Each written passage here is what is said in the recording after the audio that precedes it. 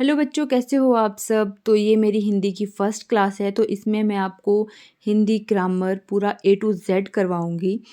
और जो ये वीडियो है और आने वाली जितनी भी वीडियोज़ होगी, तो वो सब एचपी कॉम्पिटिटिव एग्ज़ाम के लिए बहुत ज़्यादा यूज़फुल है। तो आप मेरे चैनल पे बने रहिए और अच्छे से तैयारी करिए। तो ज़्यादा देरी ना करते हुए तो चलो स्टार्ट करते हैं फर्स्ट चैप्टर। तो फर्स्ट चैप्टर में हम करेंगे व्याकरण। क्या आपको पता है व्याकरण क्या होता है? व्याकरण वह शास्त्र है जिसके नियमों के द्वारा हम शुद्ध बोलना, शुद्ध लिखना और शुद्ध पढ़ना सीखते हैं, उसे व्याकरण कहा जाता है। सबसे पहले हम वर्ण सीखते हैं, वर्णों से शब्द बनाते हैं और शब्दों से हम पद बनाते हैं। वर्णों में अ से ज्ञ तक वर्णमाला आती है और जो शब्द है, शब्द अलग अलग करके लिखे जाते हैं, जैसे मोहन जाता। और जब हम पद बनाते हैं तो पद में एक पूरा वाक्य बनाया जाता है, जैसे मोहन जाता है तो पूरा एक वाक्य बनाया जाएगा। अब हम बात करते हैं व्याकरण के भेद की।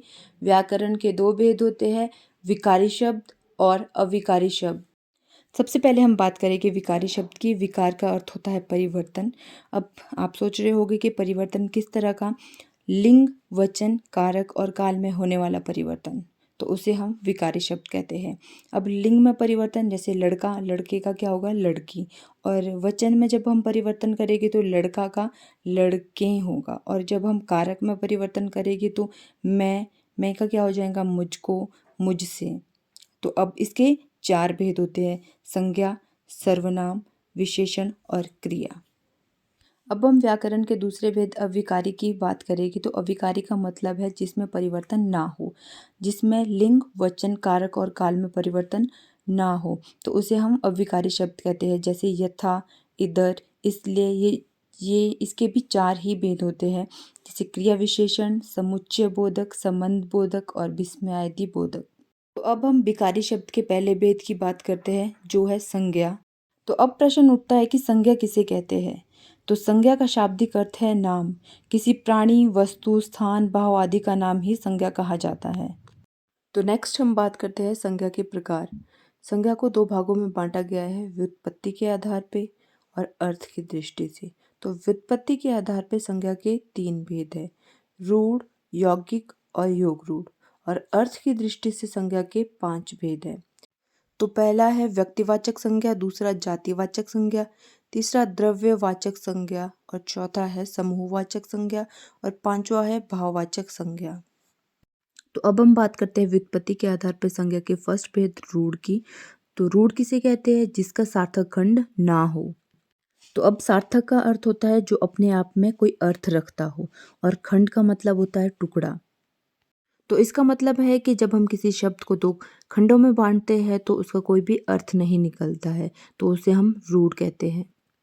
तो उदाहरण के लिए जैसे हम लेते हैं राम, तो जब हम राम को दो भागों में बांटते हैं तो उसका कोई भी अर्थ नहीं निकलता है, रा म। और जैसे है इसी तरह से आम, आ म, आ का कोई मतलब नहीं आ रहा है और म का भी कोई मतलब नहीं आ रहा है। इसी तरह से सेब, दिल्ली, मकान, जब हम इनको खंडों में विभाजित करते हैं तो इनका कोई अर्थ नहीं निकलता है। तो ऐसे बहुत से शब्द हैं जिनका जब हम खंडों में विभाजित करते हैं तो उनका कोई भी अर्थ नहीं निकलते हैं, उनको हम रूढ़ शब्द कहते हैं। तो नेक्स्ट हम बात करते हैं यौगिक की। जो एक से अधिक सार्थक खंड से बने हो उन्हें हम यौगिक कहते हैं। इसका मतलब है कि जब हम एक शब्द को दो खंडों में विभाजित करते हैं तो उसका एक अलग अलग मतलब निकलता है, बट जब हम उसको शब्द को जोड़ते हैं तो उसका भी एक मतलब निकलता है।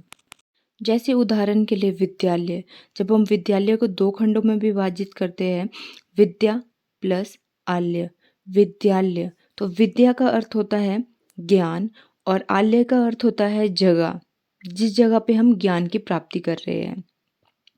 तो मीन्स विद्यालय ऐसी जगह जहाँ पर हम विद्या को ग्रहण कर रहे हैं। तो इसी तरह से हिमालय, हिम प्लस आल्य, हिम का अर्थ होता है बर्फ से ढका हुआ, आल्य मीन्स जगह, तो बर्फ से ढकी हुई जगह। नेक्स्ट हम बात करेंगे कुपुत्र।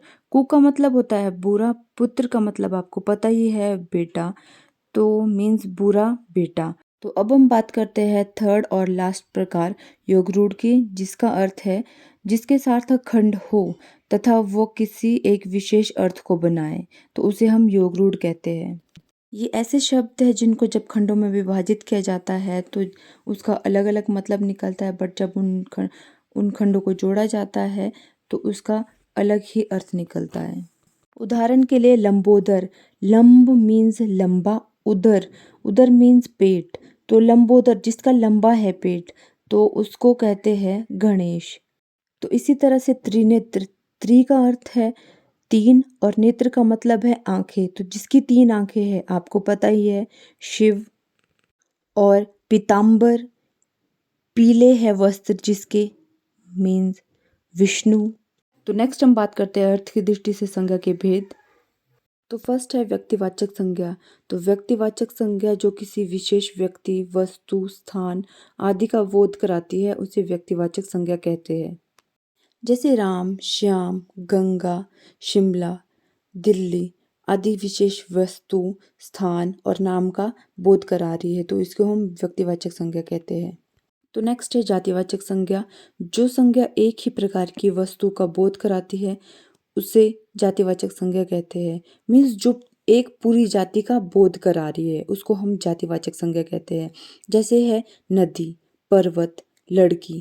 जैसे नदी किसी एक नदी का नाम तो नहीं बता रही है, पूरी नदी की जाति का बोध करा रही है। उसी तरह से फल है तो फल किसी एक फल का नाम तो नहीं बता रहा है, फल पूरी जाति का बोध करा रहा है। फल के अंदर सभी फल आ गए तो ये पूरी जाति का बोध करा रहा है। उसी तरह से सब्जियां होगी तो सब्जियों में भी एक सब्जी तो आएगी नहीं, तो उसमें सब्जियों में भी बहुत सी सब्जियां आ जाएगी। एंड उसी तरह से हम बात करते हैं गाय की, तो गाय में भी एक ही प्रजाति का पता तो नहीं चल रहा है। गाय से पता चल रहा है कि पूरी देश में जितनी भी गाय है उसकी नस्ल के बारे में पता चलता है। और उसी तरह से किताबें होगी तो किताबों से भी किसी एक किताब का पता तो नहीं चल रहा है। किताबों में तो मैथ्स की किताब, हिंदी की किताब और साइंस की किताब, तो बहुत सी किताबें आ गई ना, तो ये जो किताब है वो तो एक जाति का बोध करा रही है, तो इसको हम कहते हैं जातिवाचक संज्ञा। तो तीसरा पॉइंट है द्रव्यवाचक संज्ञा। तो द्रव्यवाचक संज्ञा किसे कहते हैं? जो संज्ञा किसी ठोस, द्रव, गैस, धातु और अधातु आदि का बोध कराती है उसको हम द्रव्यवाचक संज्ञा कहते हैं। तो अब हम देखते हैं द्रव्यवाचक के उदाहरण। तो द्रव्यवाचक में सोना, चांदी, तांबा, लोहा, तेल, पानी, घी, दही, धुआं, ऑक्सीजन आदि आते हैं। तो फोर्थ हम बात करते हैं समूहवाचक संज्ञा की। तो समूहवाचक संज्ञा ऐसी संज्ञा होती है जो समूह का बोध कराती है, तो उसे समूहवाचक संज्ञा कहते हैं। तो अब हम उदाहरण से समझेंगे। एक परिवार, तो परिवार में क्या है? परिवार में कोई एक व्यक्ति को तो होगा नहीं, तो परिवार में क्या है? दादा, दादी, मम्मी, पापा, भाई, बहन, चाचा, चाची, कितने भी लोग हो सकते हैं, तो उसको हम समूहवाचक में रखेंगे। नेक्स्ट है टीम। टीम में एक व्यक्ति तो होगा नहीं, टीम 9 व्यक्तियों की, 8, 7, 11 इस तरह से बनी होती है, तो ये भी समूहवाचक के अंदर ही आएगा। और हम बात करते हैं कर्मचारियों की, तो किसी भी ऑफिस में एक कर्मचारी तो होगा नहीं, तो बहुत सारे कर्मचारी होते हैं। सेना भी समूहवाचक संज्ञा है और मेला ये भी क्या है? समूहवाचक संज्ञा के ही अंदर आता है। तो अब हम संज्ञा की पांचवी भेद भाववाचक संज्ञा की बात करते हैं। तो भाववाचक संज्ञा किसे कहते हैं? जिस संज्ञा से हमें किसी व्यक्ति, वस्तु के गुण, दोष, दशा, अवस्था, भाव आदि का बोध हो उसे हम भाववाचक संज्ञा कहते हैं। तो अब हम बात करते हैं भाववाचक संज्ञा की। तो भाववाचक संज्ञा के अंदर बुढ़ापा, मिठास, शीतलता, प्रसन्नता, रोना, हंसना, ये सब भाववाचक संज्ञा के ही उदाहरण है। तो ये रहे संज्ञा के 5 भेद और आई होप आपको ये समझ आए होंगे। बट इसके बाद भी कुछ ऐसे चीज़ें होती है जो आपको याद रखनी होती है। कभी कभी क्या होता है कि व्यक्तिवाचक संज्ञा का प्रयोग जातिवाचक के रूप में होता है, तो ये और जातिवाचक संज्ञा का प्रयोग व्यक्तिवाचक के रूप में होता है, तो ऐसा कब होता है तो ये भी आपके लिए जानना बहुत ज़्यादा ज़रूरी है। तो पहले हम बात करते हैं कि व्यक्तिवाचक संज्ञा का प्रयोग जातिवाचक के रूप में कब हो सकता है। तो कभी कभी व्यक्तिवाचक संज्ञा का प्रयोग जातिवाचक के रूप में होता है।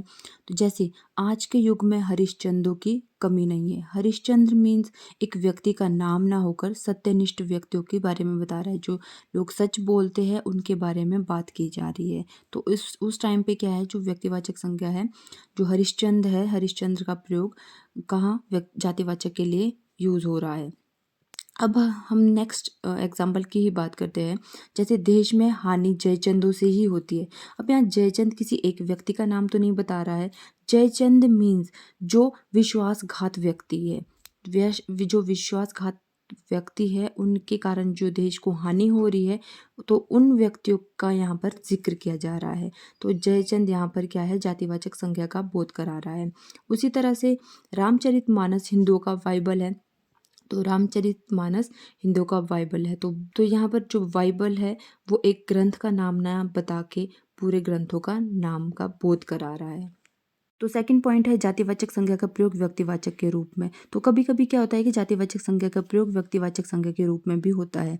तो जैसे गोस्वामी जी ने रामचरितमानस की रचना की। तो गोस्वामी, तो यहाँ ऐसा लग रहा होगा कि ये गोस्वामी जातिवाचक संज्ञा है, पर ये एक व्यक्ति का नाम है। तो इसको ये किसी जाति का बोध नहीं करा रहा है, बल्कि ये एक नाम है, किसी व्यक्ति का नाम है। तो ये एक व्यक्तिवाचक संज्ञा होगा। तो चलो इसको एक और एग्जाम्पल से समझते हैं। जैसे पंडित जी भारत के प्रथम प्रधानमंत्री थे। तो यहाँ पर पंडित जी किसी जाति का बोध नहीं करा रहा है। वो वाले पंडित नहीं है जो आपको आपके भविष्य के बारे में बताते हैं। पंडित जी यहाँ पर पंडित जवाहरलाल नेहरू के बारे में बताया जा रहा है कि पंडित जी जो प्रधानमंत्री जवाहरलाल नेहरू है, वो भारत के प्रथम प्रधानमंत्री थे। तो ये जातिवाचक का बोध ना करा के व्यक्तिवाचक संज्ञा का बोध करा रहा है। अब है थर्ड पॉइंट, द्रव्यवाचक, समूहवाचक और भाववाचक संज्ञा का प्रयोग जातिवाचक संज्ञा के रूप में। तो आपको ये ध्यान रखना होता है कि जो द्रव्यवाचक संज्ञा और समूहवाचक और भाववाचक संज्ञा है, उसका प्रयोग कभी भी बहुवचन नहीं होता है, क्योंकि जब भी इसका प्रयोग बहुवचन में होता है तो ये जातिवाचक संज्ञा बन जाती है। तो हम इसको एग्जाम्पल के थ्रू समझते हैं। जैसे वहाँ तेल बिकता है, तो ये क्या है, एक वचन, एक ही तेल बिकता है। तो ये क्या है, द्रव्यवाचक संज्ञा है। जब हम कहेंगे वहाँ कई प्रकार के तेल बिकते हैं, तो मीन्स तेल, कई प्रकार के तेल बिक रहे हैं, तो ये क्या है, बहुवचन है। तो यहाँ पर इसका प्रयोग जातिवाचक संज्ञा के रूप में होगा।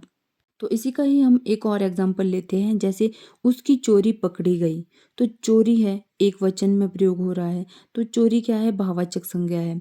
तो जब हम बात करते हैं कि उस इलाके में कई चोरियां हुई, तो चोरियां हुई है, तो चोरी यहाँ पर क्या है, बहुवचन है।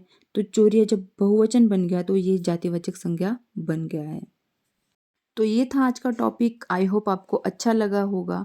अगर अच्छा लगा है तो चैनल को लाइक, शेयर और सब्सक्राइब ज़रूर करें, और तब तक आप अपनी तैयारी बनाए रखें।